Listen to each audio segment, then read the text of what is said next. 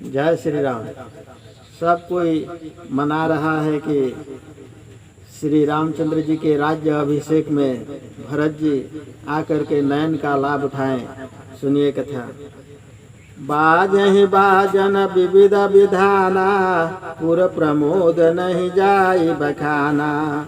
भरत आगमन सकल मनावहीं, आवहीं बेगी नयन फल पावहीं। अनेक प्रकार के बाजे बजते हैं, नगर का आनंद बखाना नहीं जाता। भरत जी का आना सब मनाते हैं कि शीघ्र आए और नेत्रों का फल पाएं। हाट बाट घर गले अथाई, कहीं परस पर लोग लुगाई। काली लगन भली केतिक बारा, पूजहि विधि अभिलाष हमारा।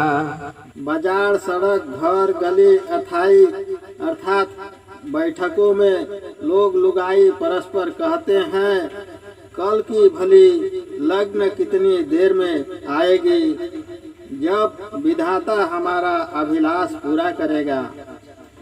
कनक सिंहासन सिया समेता, बैठहि राम होई चित चेता। सकल कहीं कब होयहि काली, विघ्न बनावहि देव कुचाली। सोने के सिंहासन पर जानकी समेत जब श्री रामचंद्र जी बैठे, तब हमारे चित में चेत हो। सब कहे कि प्राप्त काल कब होगा, और कुचाली देवता विचारे कि आज ही विघ्न हो जाए तो भला है। कुचाली कहने का भाव यह कि मंगल में अमंगल किया चाहते हैं। तिन्ह सुहायन अवध बधावा, चोरहि चांदनी रात न भावा। शारद बोली विनय सुर करही, बारहि बार पावलय परही।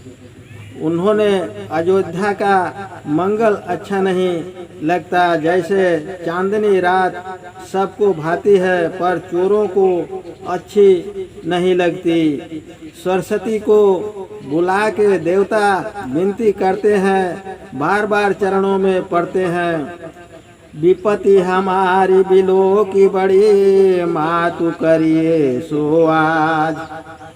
राम जाहि बन राज तजी, होई सफल थुरताज। सियावर रामचंद्र की जय। हे मात, हमारी बड़ी विपत्ति देखकर वही आज कृत करिए कि श्री रामचंद्र जी राज्य छोड़ वन को जाए, जिससे सब देवताओं का काम हो।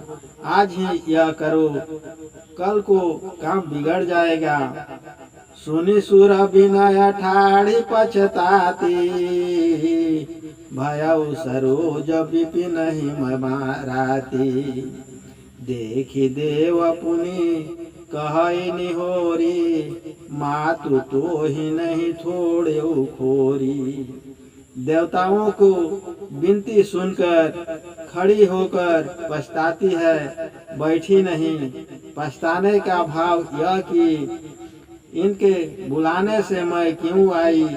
मैं अवधवासी जो कमल के वन है, उनके दुख देने को हिम ऋतु की रात समान हुई। पछताती देखकर देवता डरे कि कहीं फिर न जाए, अत फिर निहोरा करते हैं, हे मात, तुम्हारा कुछ भी दोष नहीं होगा, क्योंकि विषमय हरस रहे रघुराऊ। तुम जानहु सब राम प्रभाऊ। जीव कर्म बस दुख सुख भागी, जायहु अवध देव हित लागी। विस्मय और हर्ष हित श्री रामचंद्र जी हैं, उनको दुख नहीं होगा। और तुम भी रामचंद्र जी का सब प्रभाव जानती हो, और कहो कि अवधवासी तो दुखी होंगे। उस पर कहते हैं, जीव अपने कर्मवश दुख सुख का भागी होता है। देवताओं के हेतु अयोध्या जाओ, हमारा उपकार करना, तुम्हें उचित है, क्योंकि तुम भी देवता हो। कर्म भोगने के प्रमाण अवश्यमेव भक्तंग कृतं कर्म शुभाशुभं इति। बार बार गहि चरण संकोची, चले विचारी विविध मति पोची। ऊंच निवास नीच कर तूती, देख न सकई पराई विभूति। बार बार देवताओं ने चरण पकड़कर शारदा को संकोच में डाला, तब वह अनेक खोटी मति विचार कर चली। राजापुर की पुस्तक में विविध पाठ लिखा है, उसके अनुकूल यह अर्थ है, और पुस्तक में विविध मति पोची यह पाठ है, तो यह अर्थ करना कि शारदा देवताओं की खोटी मति है, ऐसा विचार कर चली। ऊंचा तो निवास और नीची करतूती है, ये देवता दूसरे का ऐश्वर्य नहीं देख सकते। आगिल काज विचारी बहोरी, करी हैं चाहे कुशल कवि मोरी। हरसि हृदय दशरथ पुर आई, जनुग्रह दशा दुसह दुखदाई।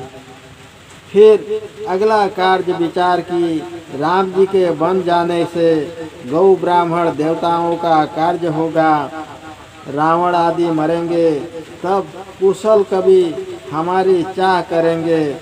यह विचार मन में प्रसन्न हो महाराज दशरथ के नगर में आई। जैसे दुसह दुख देने वाली शनि आदि की दशा आई हो। नाम मंथरा मंदमती, चेरी के कई केरी। आयस पिटारी ताहि कर, गई गिरामति फेरी। सियावर रामचंद्र की जय। जय जय सीताराम। जय श्री राम। वीडियो पूरा देखा है, इसके लिए बहुत बहुत धन्यवाद। फिर अगला वीडियो में मंथरा का जन्म कैसे हुआ और कहाँ से आई है, उसके विषय में बताऊंगा। जय श्री राम। अगर नया है तो चैनल को ज़रूर सब्सक्राइब कर लेना।